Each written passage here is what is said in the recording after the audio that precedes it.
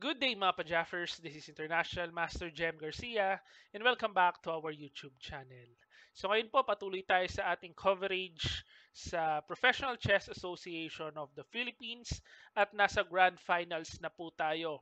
So yung team namin ni IM Pau, yung Team Manila, kami po yung naging champion sa North Division. So ang Grand Finals po kalaban namin yung champion sa South Division. So yan po yung mga teams sa Visayas and Mindanao. Si kalaban po namin sa Grand Finals ay ang Team Toledo at yan po ay pinangungunahan ni na IM King Steven Yap, IM Joel Pimentel, and yun po yung mga parang boards 1 and 2 nila. So yung 3 and 4 parang sila Chin Lim, kung kilala nyo po, sino pa ba yung kalaban namin? Si Rico Mascarinas, yan po yung mga kalaban namin, no? Yung Team Toledo. So ito po, i-analyze natin yung naging very crucial game ko versus IM Kim Steven Yap. And pagkatapos po nito, i-recap natin yung naging final scores dun sa Grand Finals. So punta tayo sa ating game. White po si IM Steven Yap and ako po dito yung black. So ito nag-start with E4, E5, Knight F3, Knight C6, and then pagka Bishop C4, Bishop C5. Ayan po, ito ang ine-expect ko dito ay gagamit siya. Evans Gambit yung main weapon ni IM Steven Yap. Yan po, nakalaban ko na rin siya sa isang long game, no? Sa isang standard tournament. Yan po ang pinaglabanan namin. And actually, kinapture ko yan. Ganyan yung laban namin noon eh. No? Tapos Queen B3, Queen D7 para depensa. So 1 pawn up po ako, pero eventually binalik ko yan para maka-equalize and eventually dun po sa game namin dati natalo ko po siya, no. So kung babalik natin, hindi na po siya nag Evans Gambit. Ang ginawa niya yung nag mainline na lang siya nitong parang Gyoko piano game. Ayan. So knight f6, d4, capture, and then nag e5.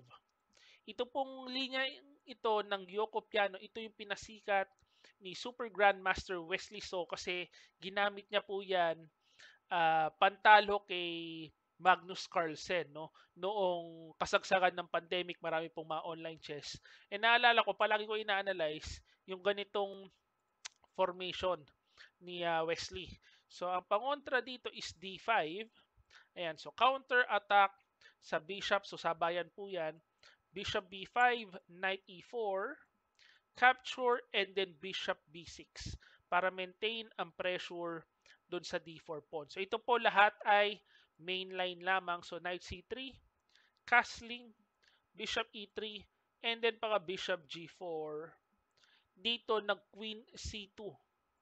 At yan pong queen c2, actually hindi ko na po memorize yung linya dito. Pero naaalala ko, may laban si Wesley versus Magnus Carlsen dito and si Wesley po nanalo.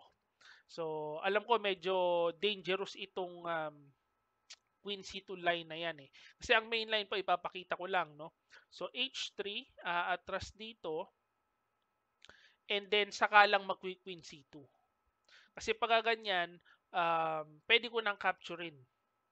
Capture, tas F6, ayan. Tapos bishop e2. Parang ganyan po yung linya eh. Pero hindi ko na po masyadong memorize din. So ibalik natin. Itong queen c2, hindi ko na talaga alam ang gagawin. So, kasi kakaiba po yan, iniwan yung knight para magpapa-double pawn siya. Ano? So, double pawn yung knight. So, syempre, kinapture ko po. So, capture, capture, and then knight g5. Only move. Wala namang ibang pupuntahan yung knight.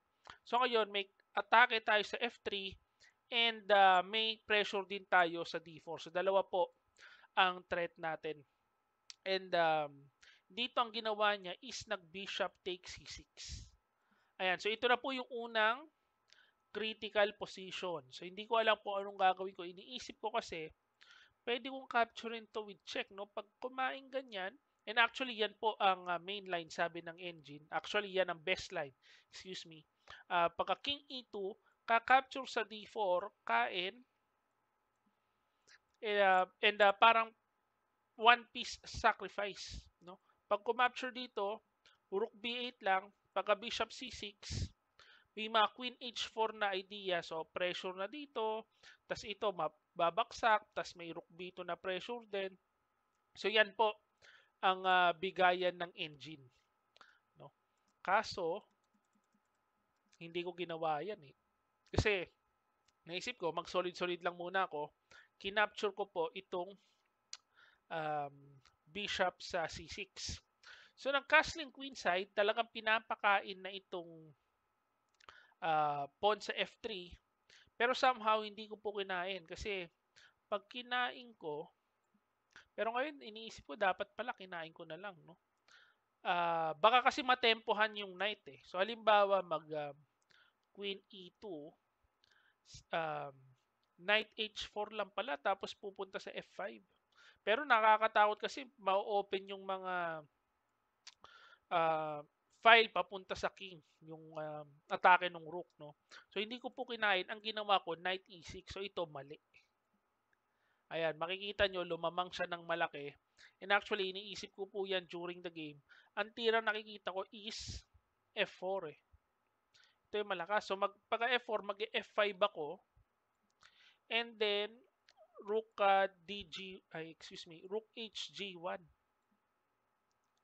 Ayan ang bigay ng engine. Although very solid naman siguro yung position ko. Hindi pa rin basta-bastang magko-collapse, no? May mga queen h4 ideas naman ako dito eh. Ayan.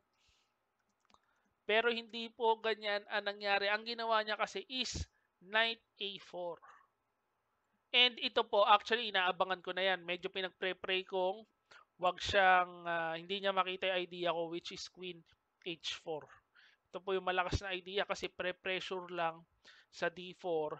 And halimbawa, pagka dinipensahan niya na with queen d2, merong c5 idea. Oh. Nakapin yung knight dun sa dulo. Pag kumain siya, syempre kakainin ko to, maa-atake ko na siya dyan. Ayan, baka maunahan ko siya sa atake sa queen side. Yan ang pinagdadasal kong idea. Actually, isa sa pang-counter dyan, h4. Para hindi ako maka queen h4. Yan ang mga nakikita ko, naalala ko during the game. Pero hindi nga po yan ang nangyari. Nag knight a4. So naipasok natin yung queen h4, threat yung d4, and I think dito po na blunder si IM Kim Steven Yap. Nag-rook hg1, baka hindi niya nakita yung kain sa d4. Excuse me, baka nakita niya itong kain, knight takes, kaso siguro expected niya is rook g4 para mafo-fork, pero bitin din pala yung queen niya. Ayan. So pagka-capture, bishop takes d4, bishop takes d4, alam ko nang hindi niya nakita. Pagka rook g4, ito siguro expected niya, no? Para hindi makakain yung pawn. Pero queen h6 merong check, saktong-sakto. Yan ang hindi niya po nakita diyan. So ngayon nakita niya na. So nag king b1 muna siya, iniwas niya. Kaso bishop takes e5. So nangyari, naubos yung center pawns. So nakain po yung dalawang center for free. So lamang na po dito yung black. Of course, open position pa ang lakas ng bishop natin. So na queen c6, rook a b8, queen takes d5. So once again, sabayan, pag kinain ko ito, babaksak yung bishop natin. Di hamak na mas malakas po yung bishop sa e5 kasi open position. So inatras ko lamang, hindi, rook fe8 pala. Ayan, so depensa lang. Rook g4, queen takes f2. Talaga naubos yung pawn niya dito eh. Oh. So may threatening checkmate tayo, nag b3, bishop f6, rook e4, and then pa capture, queen takes h2. Makikita natin na punta na po sa endgame kung saan meron tayong dalawang pass pawn, and of course yung king niya is very weak. So na queen c4, queen e5, may threat tayong mga queen a1 check. So na king c2, and ngayon h5.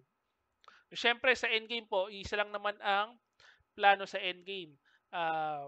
Mag-push ng pass pawn and then gumawa ng queen. Yan lang po ang plano dyan. Sa lahat po ng endgame yan, push nyo lang yung pass pawn nyo tapos gumawa kayo ng queen. So yan po ginagawa natin. H5, Rook D5, Queen H2 check, Rook D2. So bumalik-balik lang muna. Rook D7 and then Rook F8. Ayan. So depensa lang of course dun sa threat niya.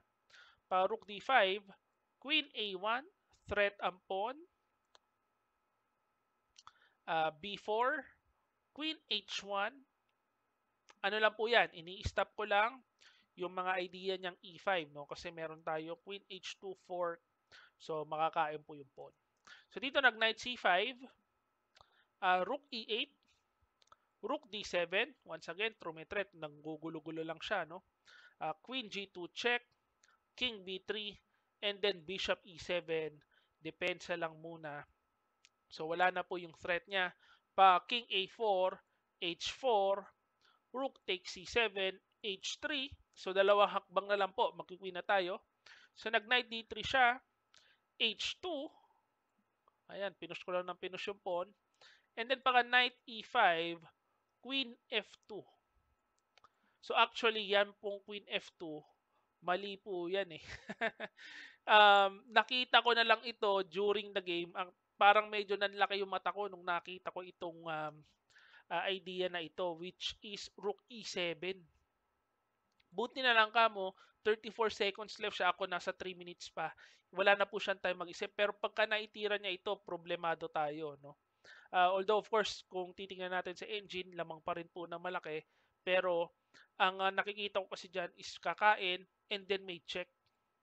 So mape-perpetual check po yung king. Pag umangat, may check, may check. And actually, ito hindi ko na to nakita. Ang tira daw is Rook E8. Papakita ko na lang paano ipapanalo ng engine. Ano? Knight F7, Queen A2, Queen B, Queen E2, and then pa King C6, Queen H5. Yan na lang po ang nag-iisang way. Ang hirap na po. So, kakain doon, check, tapos babalik doon para protektado dito and walang mate sa H8. So, yan ang magiging problema natin kung nakita niya yung Rook E7. Ang gagawin ko sana is magro-Rook F8 ako. Pero kita nyo po na wala na yung lamang kasi may Rook takes F7 and gugulo na po yung yung posisyon. Ano? So, ibalik mo natin. Nag-Knight G4. Ayan. So, nabigyan tayo ng isa pang chance. And of course, alerto na po ako dun sa ideyang capture. So, na Queen H4 lang tayo. Knight E5 and then Queen H5. Ito, depensado na. Tapos, may pa-queen pa. So, nag-Rook C8, Bishop D8, Queen B5, and pinalit ko na lang. So, kinain. And then pa King H7, Rook D1, Rook H5, Rook H1, and then G5.